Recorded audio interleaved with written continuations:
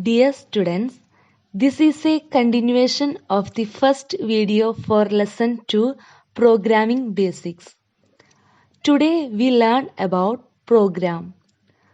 Normally an algorithm is first represented as a flowchart and the flowchart is then expressed in a programming language to prepare a computer program. Preparing a computer program is the last step in solving a problem which is written in the computer language to get the desired result. Let us study about it. Then, computer language. A computer understands the instructions given to it in its language, that is, machine language.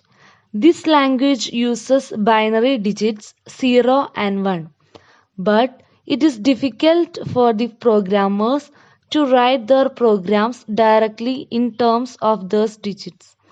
Therefore, some other computer languages have been developed in which writing programs have become easier.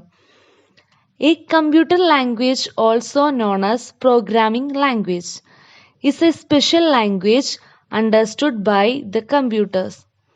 It consists of a set of words, symbols, and codes that is used to write a computer program.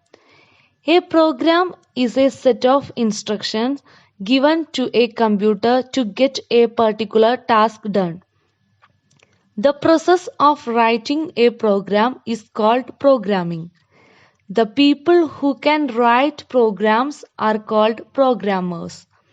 However, a computer cannot understand those languages directly, so some special software programs have also been developed which translate the programs written in other languages into machine language. Next, there are a numbers of computer languages available nowadays. Computer languages are classified into two major categories. First one, low-level language, and second one, high-level language.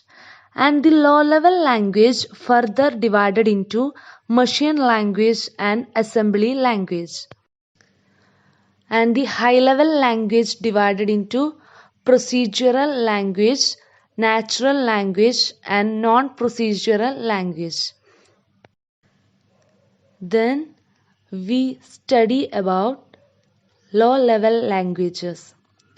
Low-level languages are written to run on a particular computer and cannot be easily used on other computers. First, machine language. A machine language, also called first-generation language, is a language directly understood by a computer without any translation. It refers to zeros and ones that a computer can understand as instructions. Due to this reason, it is also called low-level language. Limitations of machine language. First limitation, machine language programs run only on the computer for which they have been developed. That is, they are machine dependent. Second, machine language programs are not portable to other computers. Then, assembly language. Assembly language, also called second generation language, is also a low-level programming language. An assembly language uses letters and symbols instead of using numbers.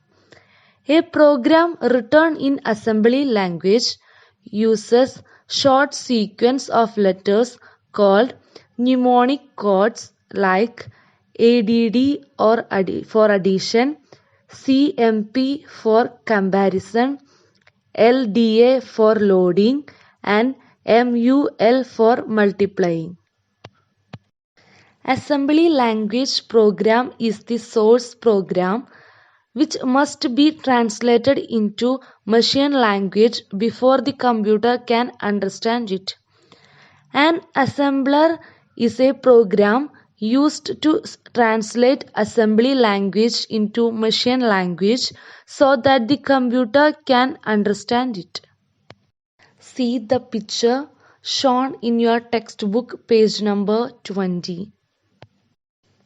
Next, we briefly discuss about high-level languages. High-level language. A high-level language has instructions which are almost similar to English language used by us. It is very user-friendly and resembles the language that we use. It is much easier to understand and write a program in this language. High-level language is machine independent. A program written in high-level language can be used on almost all the computers without any change. Interpreter and compiler are the two programs used to translate high-level language into machine language so that the computer can understand it. Three main categories of high-level languages are procedural language, non-procedural language, and natural language. First, procedural language. A procedural language is also called the third generation language. In this language, the programmer writes instructions that tell the computer what to accomplish and how to do it. This language uses English-like words to make it easy for the programmer to write the program. For example, ADD for addition or print to print. Any third generation languages also use arithmetic operators such as into sign for multiplication and plus sign for addition. C, Basics, COBOL and Fortran are the examples of third generation language. Next, non-procedural language. A non-procedural language is also called the fourth generation language.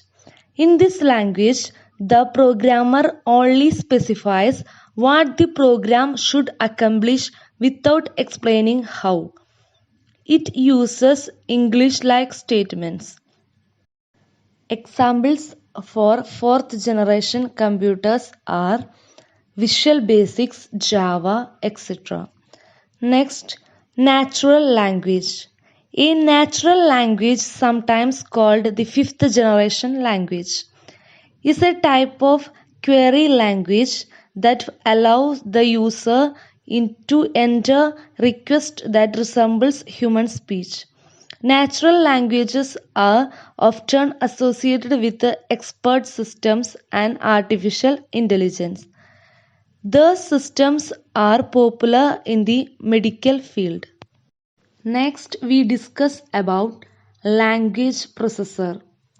A language processor is a software that converts source program into machine language because a computer does not understand the program written in high-level language or assembly language. It understands only the machine language. Compilers and interpreters are the examples of language processors. First, compiler. A compiler converts the entire high-level language program into machine language at once and also displays errors for the whole program together. Next, interpreter. Interpreter converts one line of program at a time. It displays errors of one line at a time and goes to next line only after correction of what error.